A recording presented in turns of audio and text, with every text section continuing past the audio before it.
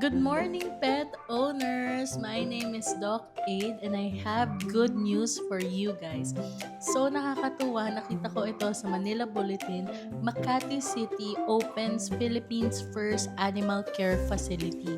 So nakakatuwa na meron na rin tayong animal care facility dito sa ating bansa. So it opened last June 24, 2025. The facility is located sa Sultana Street, Barangay Olympia, Makati City. So upon doing some research, I have checked na every Mondays they offer free consultation.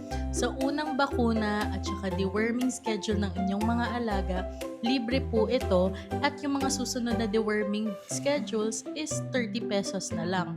Nakakatuwa din na may low cost spay and neuter silang ino-offer pero dapat nakaschedule ito.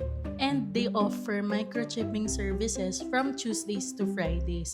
So I'll be updating you guys kapag may nadagdag pa sa services nila. Pero nakita ko yung facility, napakaganda at malinis. Nakakatuwa na nakakatulong na rin at pinopromote din ng ating LGUs ang responsible pet ownership at saka tinutulungan din nila tayo mabigyan ng affordable veterinary services with the right care. So, I really appreciate it. Sana marami pang LGUs ang makapagpatayo ng animal care facility. So, kudos to Makati City. Salamat po!